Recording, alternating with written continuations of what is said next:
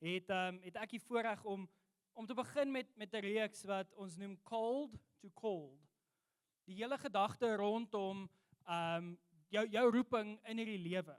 Nou, as ek 'n sensus moet gaan doen in hierdie vertrek van mense en miskien, ek wil sê as jy by jou werksplek jouself te gaan doen, maar ek dink jou werksplek gaan 'n bietjie ander konteks gee of 'n bietjie ander feedback gee. Maar as ek nou hier vanoggend moet vra, hoeveel van julle sien uit om te gaan werk hierdie week?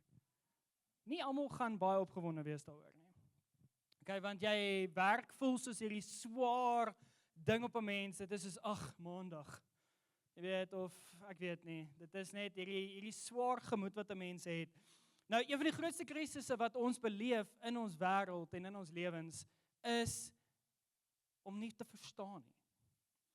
Dink gou daaraan. Ek weet, ek is een van daai mense is as ek nie iets verstaan nie, wil ek van my kop af gaan. Want dan begin ek alles uitfigure. Gisterand het ek en Taletta gesprek oor ietsie in die huis en sy sê nee, maar gaan doen dit nou want anders gaan jy nie slaap nie. Ek sê nee man, is fyn. Needless to say, ek het dit toe gedoen. Want my kop bly hardloop oor ek verstaan nie hoe hierdie werk nie en ek verstaan nie hoekom dit nie werk nie en ek verstaan nie hoekom ek dit nog nie kon uitfigure nie. Al het ek nou net die probleem raak gekry. Maar daar's hierdie ander kant van dit is wanneer ons kyk na ons werk, wanneer ons kyk na ons roeping in hierdie wêreld, wanneer ons kyk na die areas waarna toe ons geroep is, ons almal verstaan dit nie altyd soos wat ons dink ons moet nie. Jy sien, ons sien werk as 'n straf. Ons sien dat wanneer ons moet opstaan en ons moet ons geldjies gaan verdien, dit is 'n straf en dit is moeilik. Hoekom kan ons nie net 'n vol bankrekening hê nie? Amen. Ja, it's it. Jy kan nie neem met 'n werk. Nee, ek grap. Anyway, maar daar's hierdie kant van roeping binne in ons lewe wat ons gaan deurtrap oor die volgende paar weke en waar ons gaan skuif en ek hoop regtig ons skuif van perspektief van dat jou roeping is nie beperk tot jou werk nie. Ek sê dit vir baie mense, ek is Arnold. Ek is nie pastoor nie. Want ek is nie my werk nie. Vir jare was dit 'n ding in my lewe dat as jy my uit kerk uit moet vat, wat gaan ek doen? Wie gaan ek wees? Waar gaan ek gaan? Die probleem binne in daai is ons maak ons identiteit ons werk en ons skryf dit af as roeping.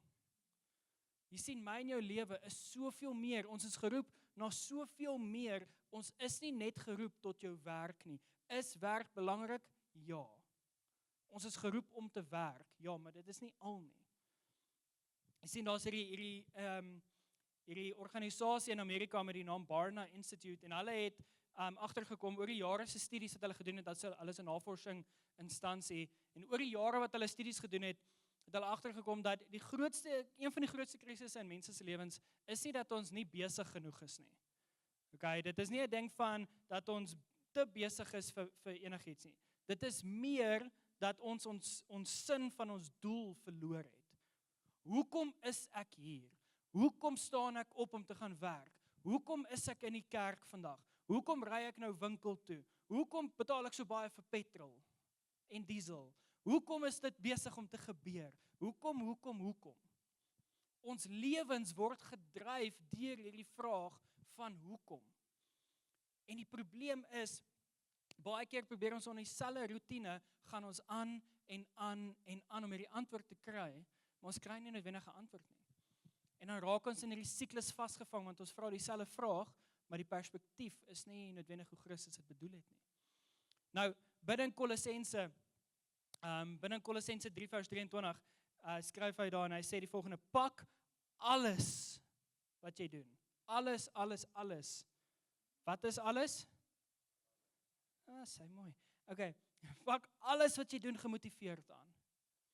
Of dit jou werk is, of dit jou familie is, of dit jou omgewing is waarin jy bly, of dit die taakies by die huis is, of dit die kerk is, of dit langs die sportveld by jou kinders is, maak nie saak wat nie, of waar ook al jy is, pak alles gemotiveerd aan.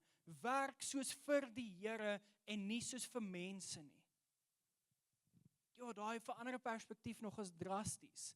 Om te besef dat dit wat ek doen elke dag, of ek opstaan en of ek gaan slaap en of ek nou besig is met werk en of ek nou besig is met iets by die huis, alles wat ek doen, my motivering moet Jesus wees. Dis eenvoudig. Dit klink eenvoudig, reg? Maar tog vind ons onsself in 'n probleem waar ons die konteks van roeping, nou ek weet binne in ons CCEP se tweede jaar groep het ons omtrent 'n maand of so terug het ons 'n hele siklus deurgegaan van jou roeping en wat roeping werklik beteken en hoe roeping regtig waar lyk in ons lewens. En een van die goedjies wat daar uitgekom het is maar net die volgende stelling en dit is werk is 'n seën, dis nie 'n straf nie. In Engels sê hulle work is worship. Jou werk is jou aanbiddingsplek. Jou werk is jou sendingveld. Wanneer jy werk, werk jy asof jy vir die Here werk. En hoor my, werk, nie roeping nie. Wat is ons roeping? Jou roeping is om glorie te bring aan Christus. Maar jy doen so deur jou werksplek, deur jou familie, deur die manier hoe jy besigheid doen, deur jou skool, deur projekte, deur aanbidding. En glo dit of nie, jy wat hier sit by die kerk, dit bring ook glorie aan die Here. Dis deel van jou roeping. Ek en Petrich en Koot en almal op die aanbiddingsspan en wie ook al, ons is nie die enigstes wat geroep is tot kerk nie. Ek hoop jy weet dit. Jy wat hier sit, is ook geroep tot besigheid, is ook geroep tot bediening. Jy is. Ek wil vertel net dalk so 'n bietjie van my roeping. Ek het nie groot geword in 'n Christelike huis nie. Maar ons het van Jesus geweet, maar nooit reg Jesus geken nie. En een Vrydag aand het ek na 'n jeugbediening toe gegaan, as gevolg van 'n baie mooi meisie. Okay? Soos wat jeugbediening mag gebeur, okay? En ek wil sê die derde mooiste meisie wat ek al ooit in my lewe gesien het. Een is my vrou, tweede is my dogtertjie en dan die meisie. Okay?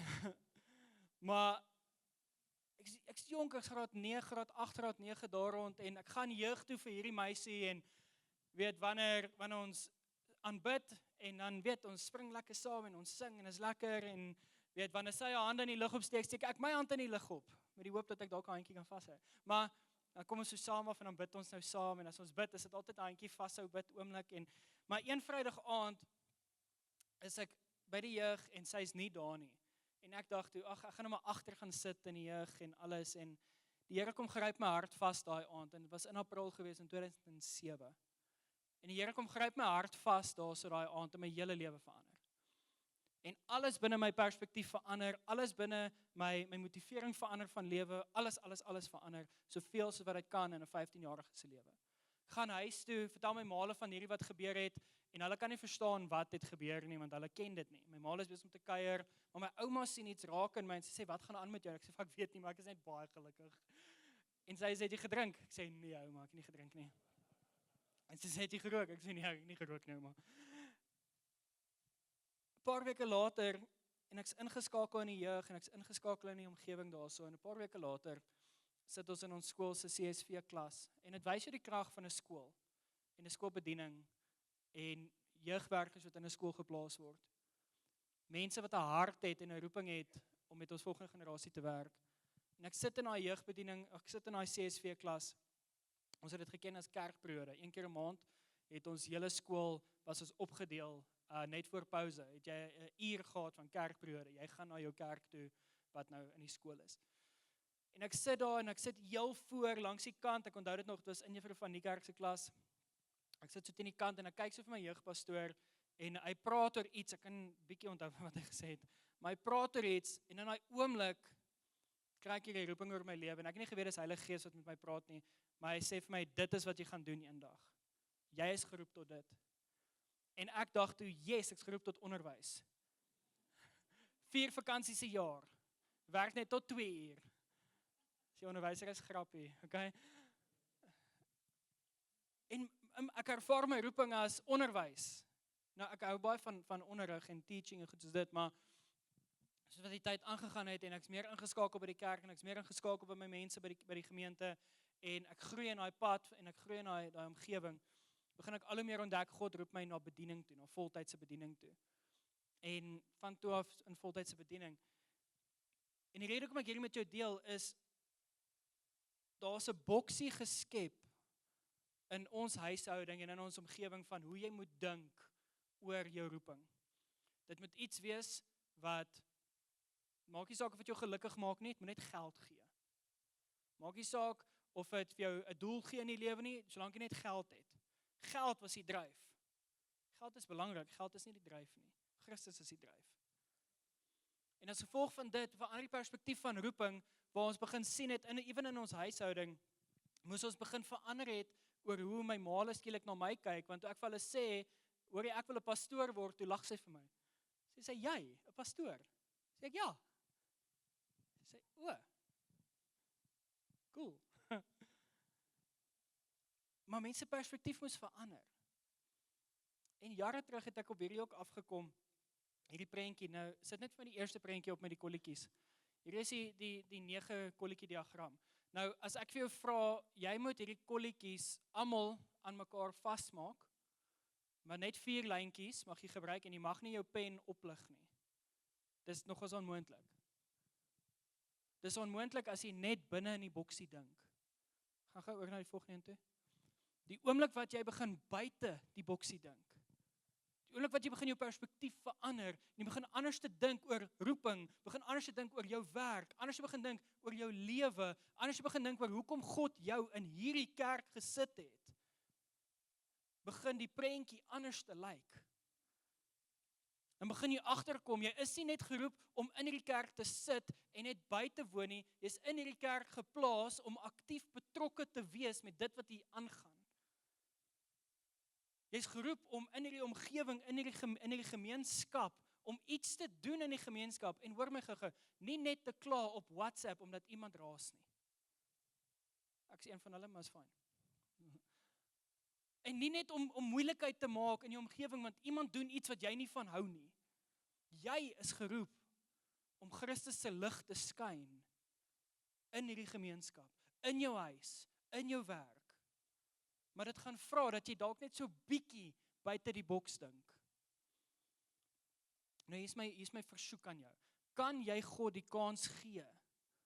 Kan jy vir hom die deur oopmaak om in jou hart iets anders te kom doen? Veral wanneer ons kyk na ons lewens, veral wanneer ons kyk na ons roeping. Jy sien binne in Doxodeo, kom ek vra so, hoeveel van julle weet wat ons die mense noem, wat aktief week tot week dien, hier by die gemeente? Ons noem hulle called ones. Ek gaan nie Afrikaans probeer vertaal nie, geroepte een is, nee. Maar ons noem hulle called ones, want jy is geroep om te dien. Jy is nie net nog iemand wat ietsie ouliks doen, wat net 'n spasietjie volmaak nie, jy is geroep om vir mense te bid. Jy is geroep om vir mense te groet. Jy is geroep om vir mense deur gesprekke te lei. Jy is geroep om met die kinders te bedien, om hulle op hulle vlak te bedien. Jy is geroep om hier op die stage te staan, om jou talent uit te leef. Jy is geroep om Christus die eer te gee deur jou talente, deur jou werk, deur die manier hoe jy na die wêreld kyk. Maar dit gaan vra dat jy dalk vir 'n oomblik jou denke verander. Kom ek vra gou so, hoeveel van ons hierso droom, soos dit is jou grootste droom op aarde, soos jy kan nie wag vir dit om te gebeur nie. Jou droom is, jy wil niks beteken nie.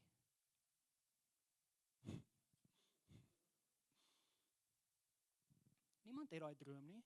Jy wil iets beteken. Jy wil iets vir iemand beteken. Jy wil iets beteken in die omgewing waar jy is. Jy wil saak maak.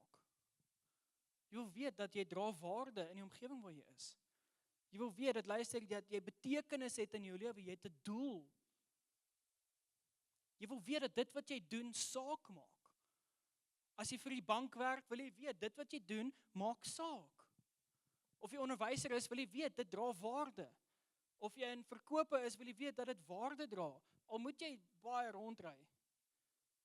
Of jy vir jouself werk, wil jy weet dit dra waarde tot die gemeenskap, tot die mensdom.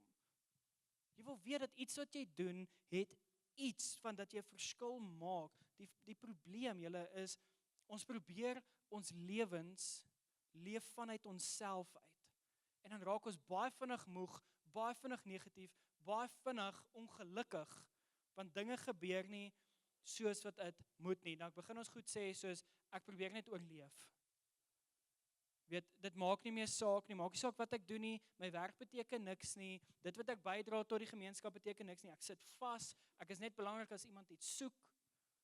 En ons perspektief bly vasgebonde in 'n ou manier van dink. In 'n ou manier van dinge doen, in daai boksie, daai eerste prentjie, ons is in daai boksie vasgepen. Julle, God dink buite daai boksie, en hy wil hê ons moet ook buite daai boksie begin dink. Die skrif leer vir my en jou iets radikaal anders oor roeping, oor wat roeping is. En dit is dat roeping is 'n gawe van God af. Dat my en jou roeping is wanneer ons dit ontdek, begin ons betekenis ontdek in ons lewe, ons begin waardigheid kry, en die probleem is, nie baie Christene ontdek dit nie. Nie baie Christene ontdek die gawe van roeping in hulle lewe nie. Kom ek gaan gou 'n stapie terug. Wanneer ons kyk na jou werk, okay? Wie van ons hierso en wees gou eerlik, okay? Wie van ons geniet ons werk? Okay? Wie van julle geniet dit om afgetree te wees? Nee, ek grapie. Maar wie van ons wens, okay, jy hoef nie nou jou hand op te steek nie, maar wie van ons wens as hy dalk 'n ander werk? Wie van ons wens ons kan 'n verskil maak in ons werksplek? Iemand het eendag vir my gesê, jy besef dit nie, maar jy is besig om 'n klaar verskil te maak, want jy is daar. Jy dra God se lig, jy is besig om 'n verskil te maak. In 'n persoon se gesprek, in 'n persoon se omgewing, en die manier hoe jy werk. En die ding is, wanneer ons kyk dat roeping is, jy is geroep, jy is geplaas in 'n omgewing. Kom ek deel gou daai omgewings op. Jy is geplaas in 'n omgewing van kerk en werk en jou gemeenskap. Kom ons vat gou daai 3. Jy is geroep tot jou omgewing, jou gemeenskap, die area waar jy bly. Die mense, jou kompleks, jou estate waar jy bly, die straat waarin jy is, hoe dit jy ook al wil sien. Jy is geroep om te werk in daai omgewing. Hoekom?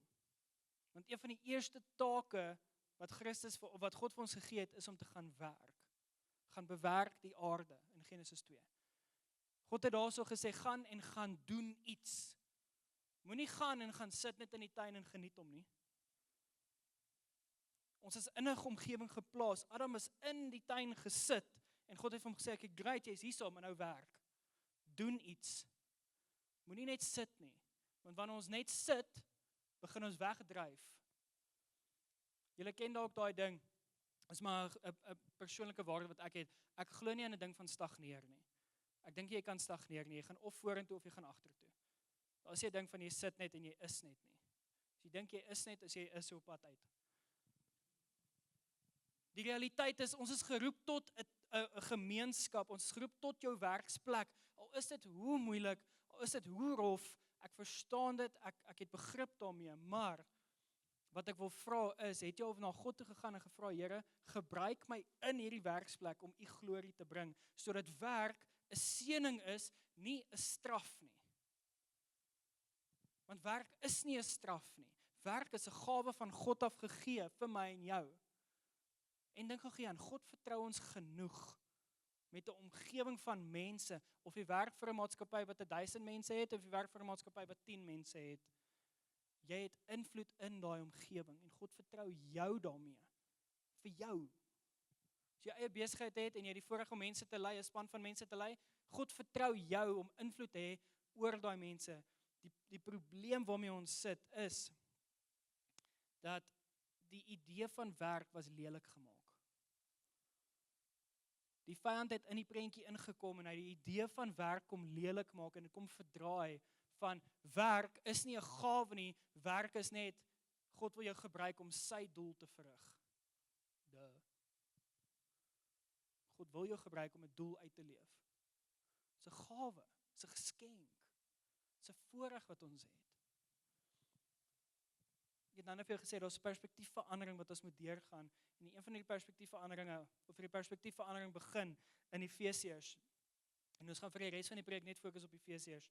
Maar Efesiërs 2 vers 1 tot 3 sê die volgende. En hy sê, as gevolg van julle verkeerde lewe en sondes, was julle ook geestelik dood. Nou daai is nogals rof om agter te kom. Paulus skryf en hy sê, ouens, as gevolg van dit wat jy gedoen het, as gevolg van jou verkeerde lewe, as gevolg van hoe jy gelewe het in Adam, is jy nog steeds geestelik dood. Hier is nou my vraag, is ek en jy, sonder dat ons dit besef, dalk besig om elke dag 'n dooie lewe te leef? Want alles is te moeilik, alles is te sleg, my werk is net 'n pyn, dit is 'n probleem, dat is 'n probleem, maar ons sien nie Christus in daai nie.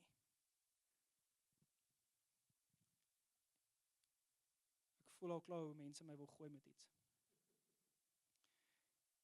As gevolg van julle verkeerde lewe en sondes, was ook julle geestelik dood. Was julle ook geestelik dood?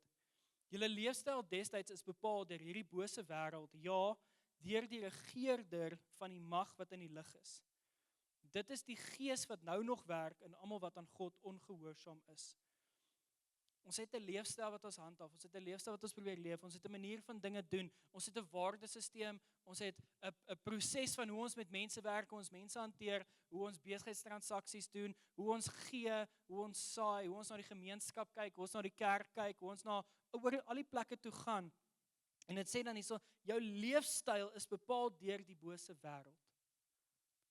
Ek bedoel, dit is rof vir die woorde om te dink, is my lewe dalk besig om gedryf te word deur die wêreld? Is my leefstyl so beïnvloed deur dit wat die wêreld vir my wil gee, dat ek mis die roeping wat God op my geplaas het, om anders te wees, om anders te dink? Al sit ek in 'n werk wat vir my hoe moeilik is en God het nog nie 'n deur oopgemaak na 'n ander plek toe nie. Sit ek in daai meeting en ek bid ook vir die mense wat voor my sit en hulle weet dit nie. Dalk is ek besig om klein goedjies te doen sodat die omgewing verander.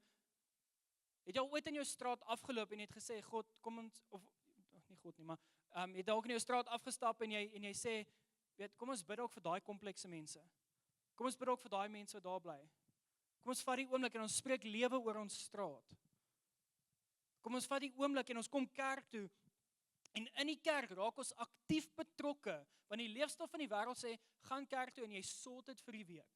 Iewerste pas 'n gebedjie in en 'n tyd van Bybel lees en as jy sorted, dan is jy reg. Maar jy gaan kerk en jy begin dien en jy begin aktief betrokke raak van die kerk, die omgewing, dit wat ons hier doen. Gister was my so 'n mooi voorbeeld van dit. Ek het ook 'n foto opgesit. Ek gou vir julle hom kan opsit. Hy's heel laaste in die slideshow. Amper daar, that's it. Hierdie mense wat hier so staan, is mense wat sê, luister, kinders, is vir ons 'n groot genoeg waarde. Ons wil inklim in hierdie bediening in en ons wil 'n verskil maak. 2, dis mense wat sê, luister, ek is bereid om 4 ure van my Saterdag op te offer, om te kom verf, om te kom pak, om te kom uitsorteer, om te kom netjies maak, om te kom mooi maak, om goed te kan weggooi, sodat die omgewing hierso geskik is vir kinders om die woord van God te hoor. Hoor my gou-gou, die kids ministry is nie net 'n sonnaarskool waar ons jou kind besig hou nie. Ek wil hê jy moet dit weet. Die sonnaarskool is nie wat ons doen nie. Dis nie net 'n dag van, okay, great, al die kindertjies is daar en jy kan nou 'n asemhaal kry vir 'n uur nie. As die preek 'n uur en 'n half is, ewen beter. Nog 'n halfuur so blaaskans. Kinders word daar bedien en hulle word van Christus geleer op hulle vlak. Daar word vir hulle gebid, hulle word geleer om te bid, hulle word geleer om die Bybel te lees, hulle word geleer om te dien.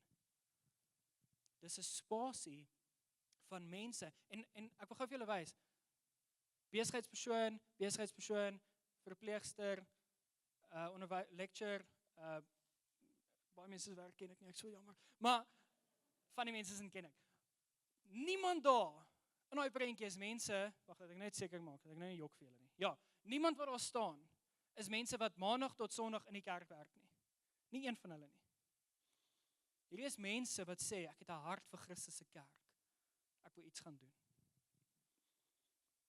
En ek wil jou perspektief net bietjie kom verander om te sê, roeping is nie net jou werk en dit wat jy doen om geld te maak sodat jy net 'n klomp rekeninge kan betaal nie. Roeping is vir iets groter as jouself. Roeping is 'n gawe van God af. Roeping is nie ietsie wat dood is, wat sê, doen net maandag tot Vrydag, werk jy net lekker van 8 tot 5, dan gaan jy huis toe, en dan uiteindelik naweek, nou kan ek doen wat ek wil nie. Roeping is jy is geroep tot jou werk, jy is geroep tot jou kerk, jy is geroep tot jou omgewing en mag daai 3 areas, mag dit beïnvloed word deur Christus en nie die bose leefstyl van hierdie wêreld wat dit vir jou offer nie. Weereens, 'n perspektiefverandering wat moet gebeur binne in jou. Weereens, jy kies dit. Niemand gaan jou dwing nie. Niemand gaan jou in 'n blik indruk en sê jy beter so begin dink nie. Dis jou keuse. Dis. Ek weet nie of julle daai storie ken nie, maar van die hond wat op die spyker lê. Okay, van julle ken dit dalk nie, maar ek gaan dit vinnig vertel. Daar's 'n hond wat op 'n spyker lê en sy eienaar sit langs aan hom en hy drink net sy ou koeldrankie en die ou loop verby en hy sê, "Hoor jy, jou hond lê op 'n spyker?" En hy sê, "O, okay." En hy sê, "Gaan jy niks doen nie?" Hy sê, "Nee, as dit seer genoeg was sou die hond geskuif het." Net so, is dit nie dalk 'n ding van ons is op 'n punt in ons lewe waar ons sê dit maak nog nie genoeg seer vir my om 'n verskil te maak nie.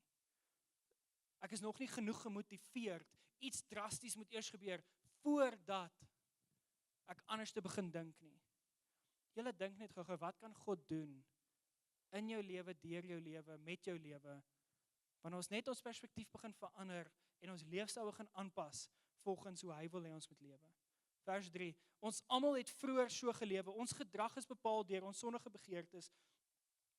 Elke sondige wens wat in ons begeertes opgekom het ons sommer net gedoen, soos die ander mense wat ons vanselfsprekend vir God se straf bestem. Daar was 'n spasie in ons lewens wat ons dalk net gegaan het en ons het net gedoen wat ons wil. Maar ek wil dit vat na 'n plek toe van vers 4 tot 6. Waar die woorde opkom en ek hoop regtig dat hierdie woorde is iets wat vir jou 'n perspektiefverandering sal bring. En oor die volgende paar weke jou verder sal vat in dit en ook. Wanneer ons in ons wêreld ingaan, wanneer ek in my werk instap, wanneer ek in daai meeting sit, wanneer ek besig is met die kinders voor my, wanneer ek besig is met my familie, wanneer ek besig is in my gemeenskap en in my omgewing en al hierdie dinge gebeur, dat ek die woorde sal verander van hoe ek praat, vanuit, ag Here, wat nou, na, maar Here, U kan iets doen. Maar Here, gebruik my. Maar Here, as gevolg van U, gebruik my. Want U het my geroep. Ek is geplaas hierso vir 'n rede. So mag ek betrokke begin raak, mag ek iets begin doen. Mag ek meer begin bydra en weet, my roeping is nie net beperk tot my werk as 'n CA, as 'n fisio, as 'n entrepreneur, as 'n onderwyser. Dis nie net dit nie. Jou roeping is om God te verheerlik. Die ander goed is net avenues, hoe jy dit doen. Efesiërs 2 vers 4 tot 6 sê die volgende. Maar God se ontferming is oorvloedig. In 'n ander vertaling sê dit, maar God se barmhartigheid is oorvloedig. Die liefde waarmee hy ons liefgehad het, was so groot, dat toe ons verkeerde lewens, ons geestelik dood veroorsaak het, hy ons saam met Christus lewend gemaak het. Dit is slegs as gevolg van God, wat ek en jy geestelik weer kan lewe. Dit is slegs deur God, nie deur ons eie krag nie, deur God se krag, dat ons anders gaan begin dink oor ons werk, dat ons anders gaan begin dink oor ons omgewing, dat ons anders gaan begin dink oor waar ons is. En dat ons as gevolg van anders te denke, dat ons begin reageer daarop. Want het is mooi om 'n gedagte te hê, maar om dit te doen, is 'n ander storie.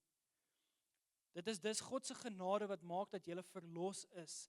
Omdat ons aan Christus Jesus verbind is, het God ons saam met hom opgewek en saam met hom 'n sitplek in die hemel gegee.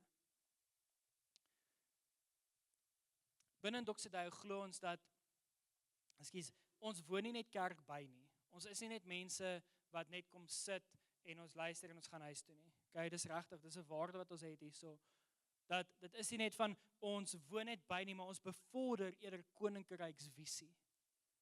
En wat bedoel ek daarmee? Ons bevorder die koninkrykskultuur om te sê, dit wat jy dalk leer hierso, dit wat jy dalk ontdek hierso, dit wat die Here in jou hart kom neersit, dat jy daai kultuur van die koninkryk, van God se koninkryk, sal vat in jou werksplek in jou huis in jou gemeenskap in.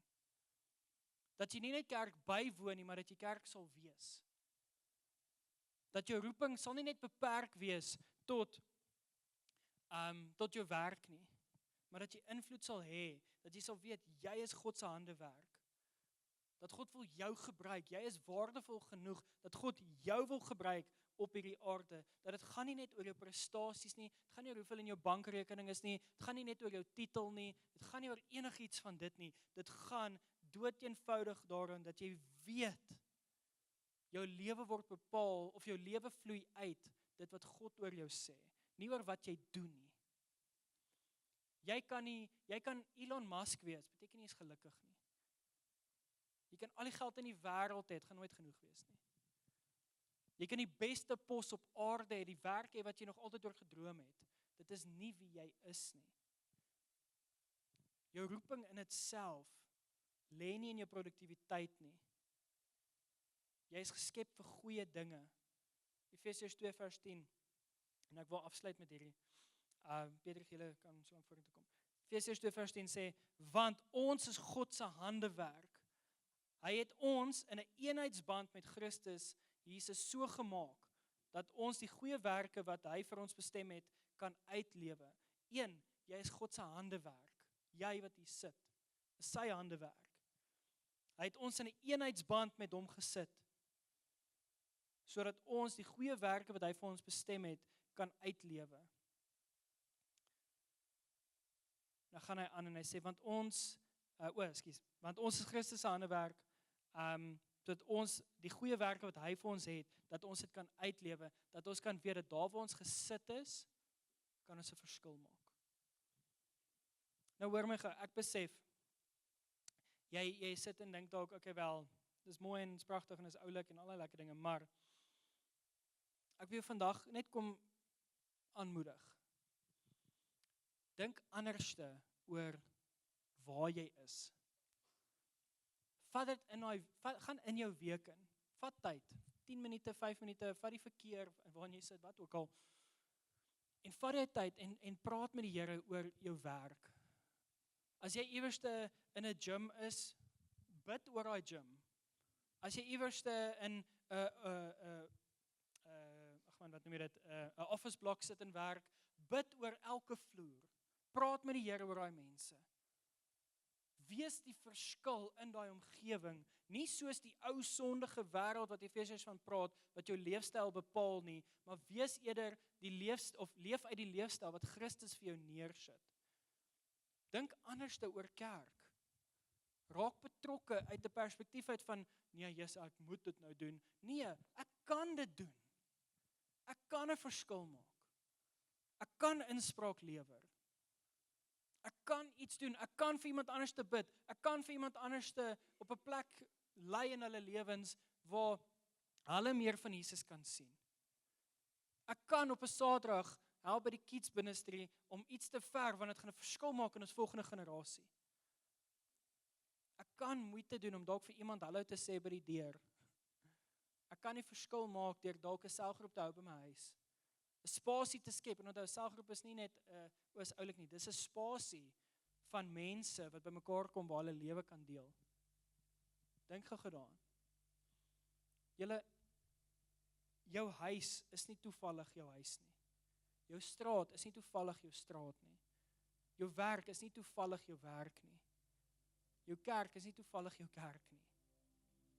Maar is ek en jy, is ons oë en ons harte oop vir dit wat God besig is om te doen. En is my perspektief oop genoeg om te sê, Here, U wil nie myne nie. So my perspektief begin verander om te sê, my skool is nou my sendingveld. My werk is nou my sendingveld.